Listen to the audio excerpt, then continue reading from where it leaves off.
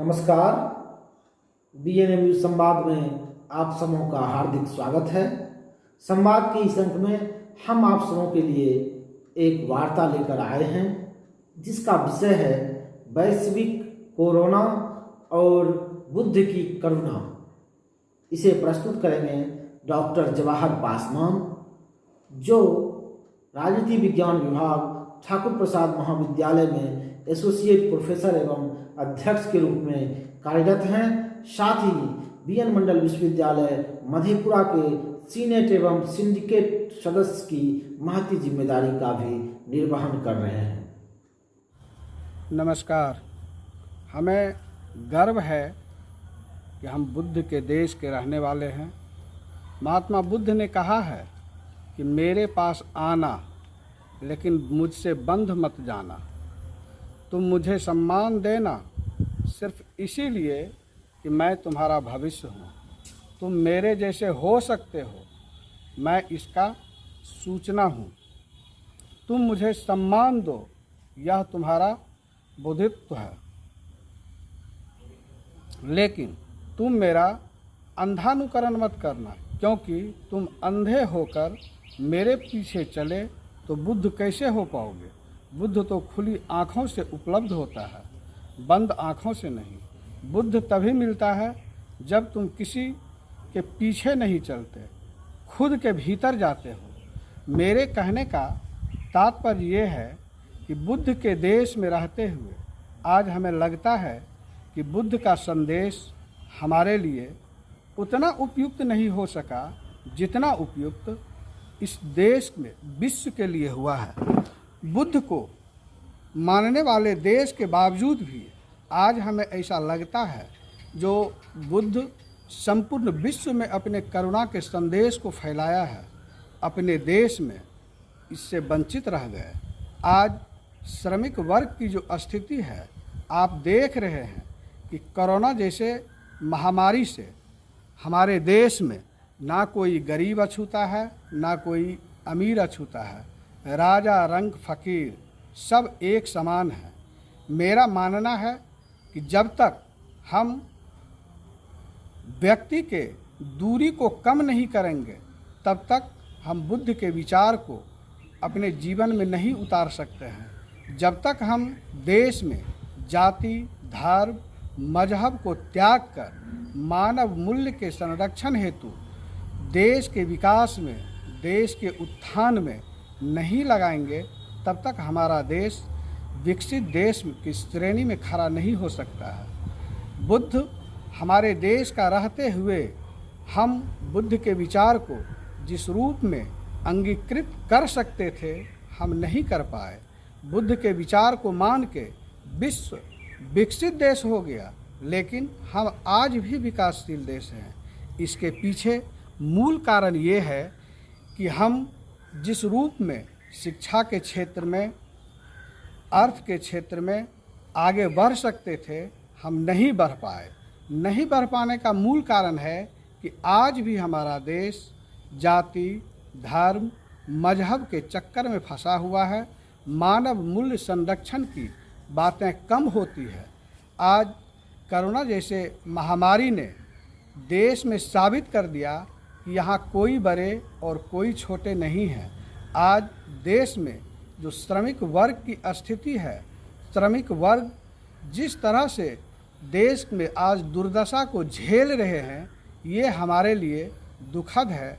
आज बुद्ध के देश को अपना के, बुद्ध के विचार को अपना के पूरा विश्व करुणामय, शांति और बौद्धिकता की क्षमता को प्राप्त कर अपने आप को अग्रसर हुआ है, लेकिन हम आज बहुत पीछे चले गए हैं।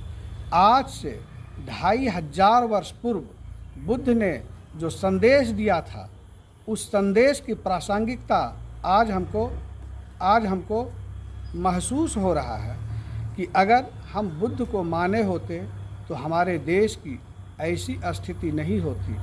आज कोरोना ने ये साबित कर दिया कि इस देश में जब तक भाईचारा स्थापित नहीं होगा, मानव मूल्य का संरक्षण नहीं होगा, जाति, धर्म और मजहब से आदमी ऊपर नहीं उठेंगे, तब तक हमारा विकास संभव नहीं हो सकता है। हमें श्रमिक वर्ग के ओर ध्यान देना चाहिए और इस देश में जितने भी व्यक्ति हैं, जितने भी श्रमिक हैं, जितने भी काम करने वाले व्यक्ति हैं, सभी की उपयोगिता है। कोई अनुपयुक्त व्यक्ति नहीं है। हम अगर महल में बैठे हुए हैं तो उस महल के तैयार करने वाले व्यक्ति की महत्ता को समझना होगा। अगर हम भोजन करते हैं तो किसान के द्वारा पैदा किए गए अनाज के महत्व को समझना होगा। अगर हम वस्त्र पहनते हैं तो बुनकर के महत्व को समझना होगा। आप देखते हैं कि आप रिक्शा पर चढ़ते हैं, रिक्शा चलाने वाले की महत्ता उस समय समझ में आती है। इसीलिए हमारा मानना है कि जब तक बौद्धिक रूप से हम इस चीज़ को स्वीकार नहीं करेंगे, जब तक हम इस चीज़ को अपने जीवन में अंगीकृत नहीं करेंगे, हमारा समाज विकसित नहीं हो सकता है, हमारा समाज विकास नहीं कर सकता है। इसीलिए हमारा मानना है कि बुद्ध विचार को अपना के हम इस देश को आगे ले जा सकते हैं और कोरोना के महामारी से जो हमारे देश में त्राहिमाम की स्थिति बनी हुई है, इससे स्पष्ट होता है कि कहीं न कहीं हम देश के बुद्धिजीवियों से ये कमी रह गई है जिसकी भरपाई आज हम नहीं कर पा रहे हैं। वैसे इस कोरोना के महामारी से संपूर्ण विश्व त्राहिमाम है, लेकिन और देश में जो सुविधाएं हैं उस तरह की सुविधाएं हमारे देश में नहीं है। इसीलिए हमारा मानना है कि हम प्रबुद्ध जन को अपने जीवन में इस चीज़ को उतार के सोचना पड़ेगा, समझना पड़ेगा कि आखिर हमारे विकास का रोरा कौन सा है। चूँकि देश में जब तक संपूर्ण देशवासियों का सहयोग नहीं रहेगा, हमारा देश विकास नहीं कर सकता है। अगर कोई बहुत बड़े उद्योगपति हैं तो उस उद्योग को चलाने के लिए श्रमिकों की आवश्यकता महसूस की जाती है। अगर श्रमिक नहीं रहेंगे तो उनका उद्योग नहीं चल पाएगा।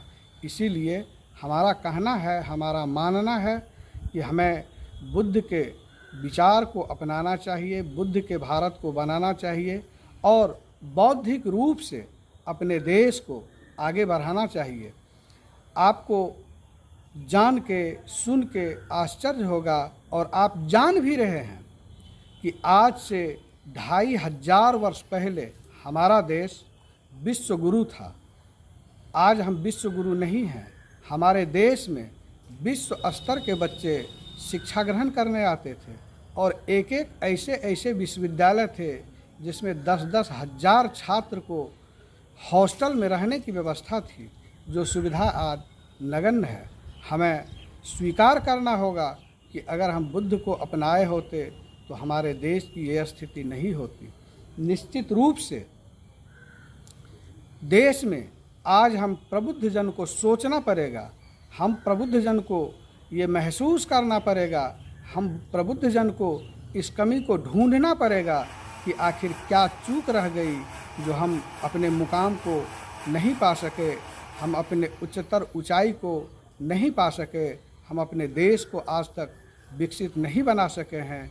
इसलिए हम चाहेंगे कि आज का जो परिवेश है और जब देखते हैं कि हमारे देश में श्रमिकों की जो स्थिति है, हमारे देश में जो श्रम करके संपूर्ण संसाधन जुटाने वाले हैं, उनकी जो स्थिति है, उनकी जो परिस्थिति है, उनको देखने के बाद ऐसा एहसास होता है कि हम लोगों से साधारण नहीं बहुत बड़ी भूल हुई है, बहुत बड़ी चूक हुई है, जिस वजह से हम लोग आज तक अपने मुकाम को प्राप्त नहीं कर सके हैं। आपको जान के आश्चर्य होगा कि हमारे देश के शिक्षा का स्तर, हमारे देश में हमारे देश का आर्थिक स्तर, हमारे देश का सामाजिक स्तर, हमारे देश का धार्मिक स्तर, सभी जगह हमको ह्रास मिल रहा है। हम पाते हैं कि सभी जगह ह्रास हुआ है। आखिर इस पर चिंतन कौन करेगा? इस पर चिंतन करने की आवश्यकता है। हमें इस पर चिंतन करना होगा। अगर हम इस पर चिंतन नहीं करते हैं तो हमने जो अपने पूर्वजों से पाया है, हम अपने आने वाले पीढ़ी के लिए क्या छोड़ के जाएंगे? हमारे आने वाले पीढ़ी हमसे ये हिसाब मांगेंगे कि आपने अपने पुरखों से जो पाया विरासत में क्या दिया। बाबा साहब डॉक्टर भीमराव अंबेडकर ने कहा है कि अगर आप अपने जीवन में सफल इंसान होना चाहते हैं और आप मर के भी जिंदा रहना चाहते हैं तो आपको समाज के लिए ऐसा कुछ करना होगा ताकि आप नहीं भी रहेंगे तो समाज आपको याद रखेंगे, या नहीं तो ऐसा कुछ लिखना होगा जो आप नहीं भी रहेंगे तो उस इतिहास को जान के समाज आपको याद रखेंगे। इसीलिए आज हम लोगों को अपने आने वाले पीढ़ी के लिए विरासत तैयार करनी होगी, विरासत में कुछ छोड़ के जाना पड़ेगा ताकि हमारे आने वाले बच्चे सुखमय जीवन गुजारे, आगे बढ़े। अगर हम ऐसा नहीं कर पाते हैं तो निश्चित रूप से हम सफल नहीं हो पाएंगे, क्योंकि गौतम बुद्ध ने पूरी दुनिया में अहिंसा, प्रेम, करुणा का संदेश दिया है। उन्होंने स्वतंत्रता, समानता एवं बंधुता पर आधारित संपूर्ण न्याय समाज के निर्माण का प्रयास किया है। हम चाहेंगे कि हम प्रबुद्ध जन निश्चित रूप से बुद्ध के बताए रास्ते पर चलेंगे और बुद्ध के बताए रास्ते पर चल के हम एक नए समाज का निर्माण करेंगे ताकि आने वाला पीढ़ी हमें याद करे। इन्हीं आशा और विश्वास के साथ मैं आपके इस चैनल को भी बधाई और धन्यवाद देता हूँ, जो आप सामाजिक और शैक्षणिक रूप से जो अपने समाज में के लिए, अपने देश के लिए संदेश देना चाहते हैं, उसका लाभ आम आवाम को मिले। इन्हीं आशा और विश्वास के साथ बहुत बहुत बधाई, धन्यवाद, शुभकामना। संवाद के इस अंक में इतना ही। आगे हम फिर कुछ अन्य उपयोगी सूचनाओं एवं वार्ताओं के साथ आप सबों के बीच उपस्थित होंगे। यहाँ हम आप सबों को ये बताना चाहते हैं कि हमारी विशेष श्रृंखला कुलपति की कहानी एवं गांधी विमर्श के कई अंक रिकॉर्ड हो चुके हैं। हमारे मुख्य तकनीकी संपादक मनीष कुमार एवं उनके सहयोगी सौरभ कुमार चौहान उन अंकों को अंतिम रूप देने में लगे हैं। शीघ्र ही हम उन्हें धारावाहिक रूप में प्रस्तुत करेंगे। तब तक आप सबों से सादर अनुरोध है कि आप हमारे चैनल को सब्सक्राइब करें और लाइक, कमेंट एवं शेयर करना नहीं भूलें। आप सबों का बहुत बहुत शुक्रिया।